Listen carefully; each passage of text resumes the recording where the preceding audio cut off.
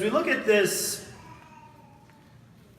model that the New Testament lays out, that he delights in me, therefore I'm left obeying. There's probably either two thoughts that are going through your head right now. One is, oh man, Ed is just getting soft. What's going on? Or Ed is just wanting like twice as much obedience, and this is a good tactic that he's going to use to try to get us to be twice as obedient as we've been before. Fair enough. If anything, I hope it's the latter, that I want more obedience, because I do want more obedience in my own life, and I want us to feel like we can take the gloves off and really bring it with a scriptural charge to call people to greater obedience. We're disciples of Jesus Christ. We're the most significant movement in the history of the world of mankind. I know we're ragtag, right? Really, yes. This is not megalomaniac speech here. This is the New Testament. We are exactly that. And again, to be able to bust the ceiling off of the limits that are right now being governed by, I've done enough, so I'm not in God's debt. I've done enough, so maybe God is in my debt. All of that sort of stuff. If we could bust the limits out of that and know what it is to love without limits, to recognize that there are still more people in this mall. There's still more people in my neighborhood. My goodness, who wouldn't I want to be able to bring this message to? I mean, what's stopping me? Thank you, God, that I have a perspective, a clarity of your love for me, and the fire in my bones that's still here, really driving me to give and give and give with a joy that is really propelling it along the way. Now, again, looking at the model, when this is the case, by the way, and let's look at an example. Ephesians 5, 2 and 3. It says, walk in the way of love, just as Christ loved us, and gave himself up as a fragrant offering and sacrifice to God. That's a great one, because you've got both a go get after it passage and a don't you ever dare do it passage coming up. Right? So verse 2 of Ephesians 5 is, walk in the way of love. Or in the NIV, live a life of love. If that's not maybe the hardest commandment, I don't know what is. Love is nothing anemic. Love is tireless, selfless, strenuous service to others. Love is astounding, right? But to live a life of love, let that be the characteristic of your life. What a command.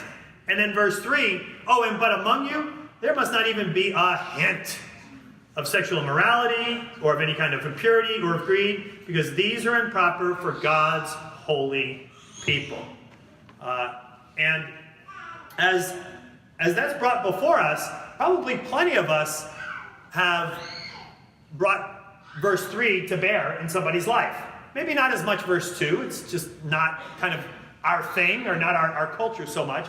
But we know what it is to call someone to be more involved or more caring or more loving, and maybe a verse similar to this. Now, we could just simply run with, hey, you know what? You need to follow God's example. You need to walk in the way of love, just as Christ loved us and gave himself up as a fragrant offering and sacrifice to God. Now, right there in that verse is an amazing affirmation that is given.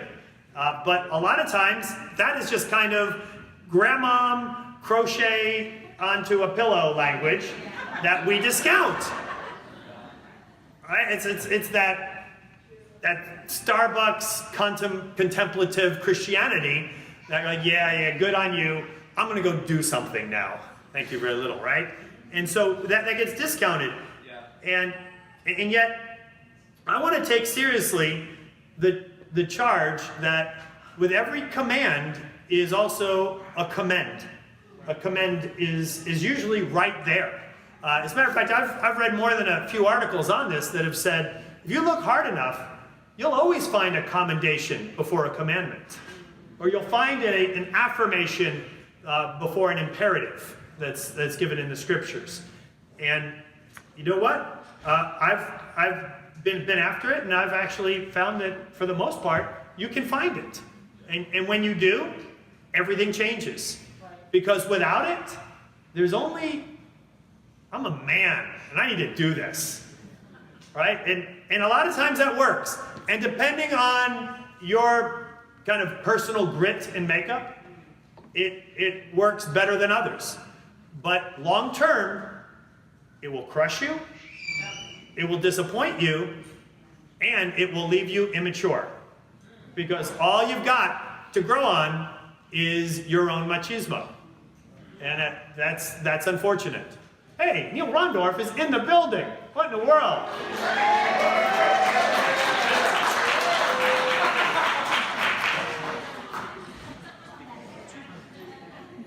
I'm going to put the camera on him to take away the excuses of anybody else that might not be here, but you're watching this video right now. Shame on you.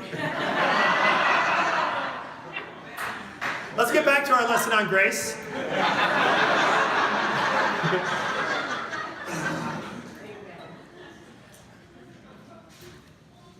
So anyway, back to this idea. If we're going to be a church that is not crushed by our own arrogant thought that just our dutifulness will get us there, that we will bust out and convert all of Hampton Roads to Christ based on our own grit, if we can get beyond that, and also if we're not going to be bound by that, which also then binds us to an immaturity and binds us ultimately to a frustration, if we can really get beyond that, then we're going to have to then really be people that recognize that it is as important for me to not just know the command, but to know the commend as well that associates with this. And to be good at bringing that home. And in this case, there is two amazing commendations in 1 and 2. Again, I could just say to you, but among you there must not even be a hint of sexual immorality or of any kind of impurity, and you must walk in the way of love. Right? I mean, I could bring that home. We could go into splitting hairs on what a hint of impurity is. Wait a minute, you were alone in a house, and you're not married? And what is that going to say to everybody else around you? That is right? How many times have we said that exact thing with maybe 5 different kind of iterations, variations of that? Maybe you were in the car, and so right. I mean, we know how to parse not even a hint of sin, and we're really, really good at it. But you know what? I feel like I'm a toddler just learning to deal with this. But wait. I am, according to verse 1, dearly loved child of God.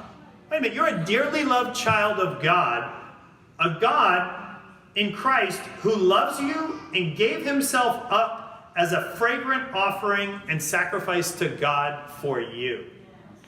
This is, can we talk about that for a minute? Can we parse that? Can we look at the different kind of facets and dimensions of that idea? Now that has kind of come into full bloom in your appreciation of not just how great God is, but really how wonderful he views you. Now let's look at, and you're going down this smallness of a hint of immorality or of impurity. Right? Suddenly then, there's a lot that is there to help someone out of that mess. The only thing that's left to get him out of that mess is your own zeal, a lot of times, your own indignation. And sure, you may say, when you do that, you're flogging Jesus all over again, or you pick the different things that are there. But that's just a kind of a spiritual way of saying you're in a place of shame. Again, rather than to appreciate, this is who you are. That's why it is absolutely just mind-boggling that this is who you are, that this in any way would be the expression of that. Right. So let's step back and see, did you lose sight of who you are? Did you lose sight of who you are in the moment of truth? Right. When you could have stepped over that threshold or not? How are you going to make sure that you never lose sight of who you are? If you never lose sight of who you are, stuff like this never happens again in your life. This gets deep down. This gets kind of marinated with the turkey baster into the places where it really counts in your soul, well then, my goodness, this stuff didn't even become a question again. Your maturity kind of leapfrogs way beyond this, that this doesn't even become an issue that we need to be talking about any longer. And sometimes we just don't have these issues going on anymore because we've kind of not just matured out of it, but we've aged out of it, of some of these impurities and immoralities. You know, my favorite quote of Mark Twain is, when you're young, you avoid temptation. When you're old, temptation avoids you. It might just be that that's the case. You haven't really matured. You've just become decrepit in some circumstances here. Thanks for the encouragement, Ed.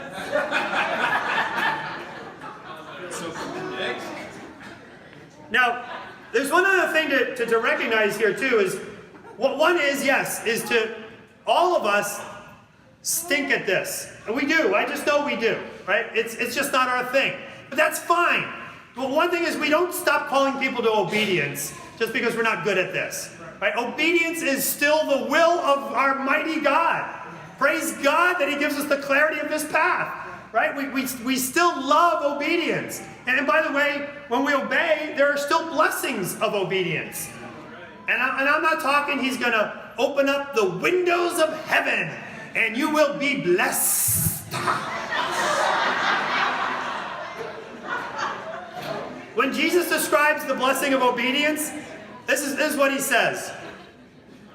Blessed are you when people insult you. Blessed are you when they persecute you and falsely say all kinds of evil against you because of me. Rejoice! Be glad, because great is your reward in heaven, for in the same way they persecuted the prophets who were before you. Again, the blessing that you get when you obey might just be your head rolling on the ground beside you. But nonetheless, that has a blessing that Jesus describes as something that we can't even begin to appreciate, but is very real. So again, we're not in a position of like, you know what, I am going to do this because I'm going to get me a little something, something. Yeah, your something, something is likely going to be persecution. You're going to get 100 times as much. And with that, persecutions as you live your life for Christ.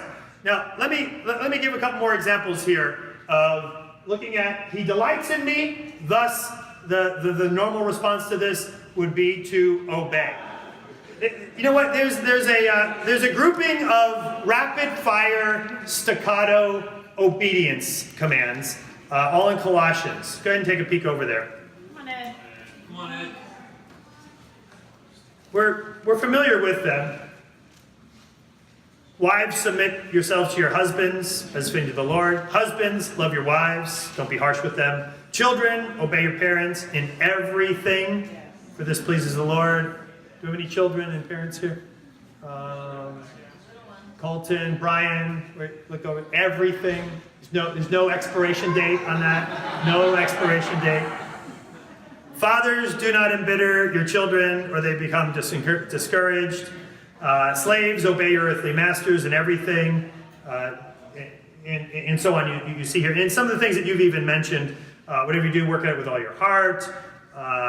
Now, these are things that we've probably brought to bear in couples D times, in parenting discipleship times, teen workers trying to be as gentle as they can with the parents as they're trying to help them to realize that, you know what, you get a little bit of change in the culture of your home would be really helpful, right? I mean, these are common occurrences. But here's what's rather profound about this verse. Jeff, can you advance it to the next one? Is take a look at those verses. Colossians 3, 1 through 4. Colossians 12. There's a few others that are through there. What if we began with the commendation? That is the natural prelude to why these things are said later. Since, again, when you have that since, there's going to be commands that come later. Since, then, you have been raised with Christ. Like, that's no small thing. You have been raised with Christ. That's a commendation, affirmation that is beyond you look nice today. Set your hearts on things above, where Christ is, seated at the right hand of God. Set your mind on things above, not only on earthly things. For you died. Your life is now hidden with Christ in God. When Christ, who is your life, appears, you also will appear with him in glory. Guaranteed. That's your future. I'm going to prognosticate it. That's your glory. Glory, glory, glory. You get glory, you get glory, you get glory. It's under your chair. Verse 12. Therefore, as God's chosen people, holy and dearly loved. This is not just by Alex, because you're in South Beach. This is by God. Chosen by God, holy and dearly loved. Clothe yourselves with compassion, kindness, humility, gentleness, patience. Bear with one another, forgive one another. If any of you have any grievance against someone, forgive as the Lord forgave you. Some of the things that you've already mentioned.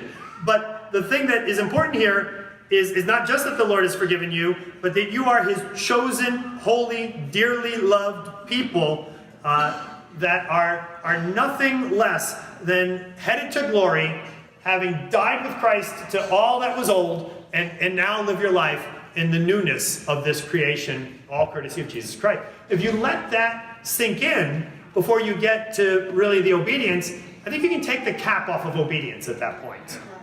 Right? It's not like, hey, maybe we can take a half step here. No, let's look at what this looks like when we realize who we really are, and to realize the limitlessness of this very thing. So here's what I want you to do. Just in your kind of immediate surroundings, get together with a group of maybe 4 or 5, and here's what I want you to do is I want you to come up with a scriptural command that is familiar to you, and then I want you to hunt the context to find the commending that's there. And then I want you to do this.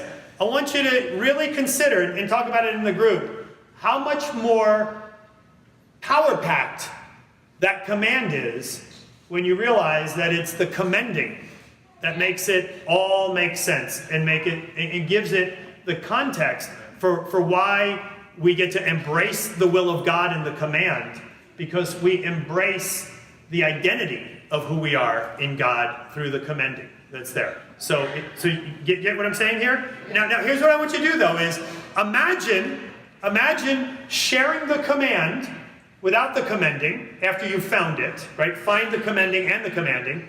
Imagine just sharing the command and that's all you got. Yeah. And you try to bring it home. And how does that go? Right? What's the effectiveness of that? Then do it with the commending as well, and then see how it goes.